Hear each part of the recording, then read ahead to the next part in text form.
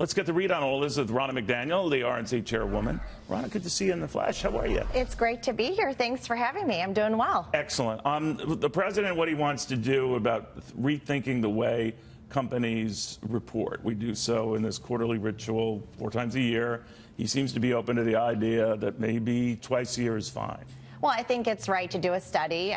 I understand, like you said, companies are always concerned about these short-term reporting and what that means, and you're not making a long-term vision. But I think investors also are going to say, well, wait, hold a minute. I want to know where we're going every quarter. So I think it's important to sit down and look at the impact for investors. And then obviously we want better jobs and investment in our country. I do want to expand this over, Ron. I did want to get your thought on the midterms. We always talk about that. And one of the things that the administration could rightly argue is the wind's at it back with the economy and these markets. And I'm wondering how you see it playing out. Behind the scenes, you've structurally built up a very impressive organization and a battle plan to keep the House, to keep the Senate. Is it your sense, at least with the House and this fear of a blue wave, that you'll hold off 24 seats in that blue wave? Yeah, you just mentioned the historical trends of the party that holds the White House, losing on average about 30 seats. The RNC has put the best ground game in place. We've trained over 20,000 field organizers across the country. To give you perspective, that's 4 times more than what we did in 2016. We've raised record money. We're on the ground. It's about turning out your vote. We don't think TV just turns out your vote anymore. You actually have to engage with those voters on a person-to-person basis and know what through data, what issue will drive them to the polls. And we have these economic trends that are at our back. So when we talk about jobs and the economy and the results that people are seeing, that is the message we're taking to the voters. It's results, not resistance. But we're going to be up on a tough midterm. The Democrats have history at their back. You still think you'll hang on to the House? I do. I do think we'll hang on. I think it's going to be a battle, and I think we'll gain seats in the Senate. If you look at some of the elections that have happened, it looks like where the Republicans are struggling is with that suburban woman demographic.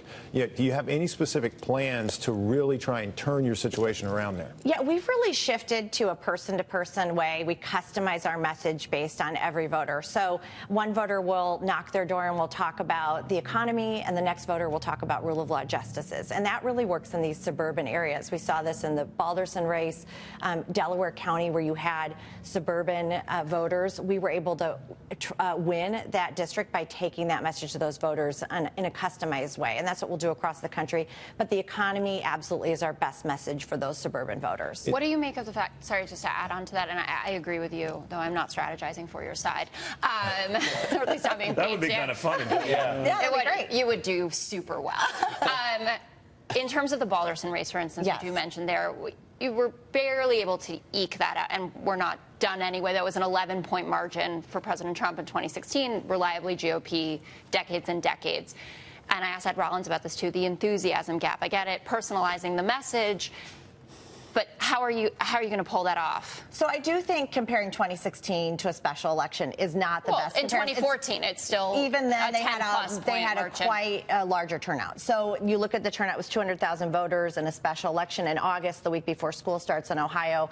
And you look at 2016, for example, you had almost 200,000 more voters in that election. But that being said, you're right. Democrats are enthusiastic. They're paying attention. When you get into their districts, they know the date of the election. They know who they're voting for about a month out. So we are having to wake our voters up, make sure they understand the implications of the election. When we get that message to them, they are energized. But it's taking us a little bit more to say, hey, you guys, this isn't just a done deal. We have to keep the House, and we take different messages. Some are very compelled by the fact that they believe Nancy Pelosi will bring impeachment proceedings, that they will roll back the gains that we're making with President Trump. So it's a different message for every different voter, and it's going to be customized to each state. Are Republicans starting to donate and really to the Republican Party because of the worries about socialism and what's happening? I mean, I've seen the left get so far left, and they're okay with, you know, paying for everything by increasing taxes and really redistributing wealth.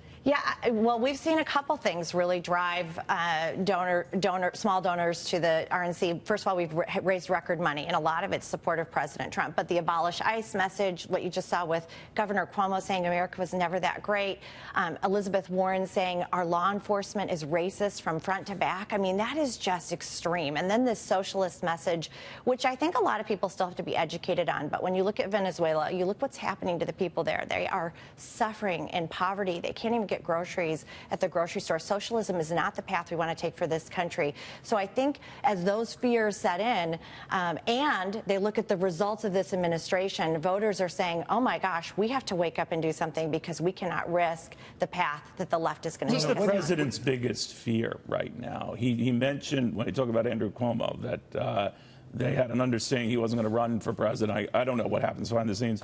But who does he fear the most as a prospective nominee? I don't think the president's really afraid about that. He looks at them all and thinks I can beat them all. But I think I'm told the White House worries most about Joe Biden.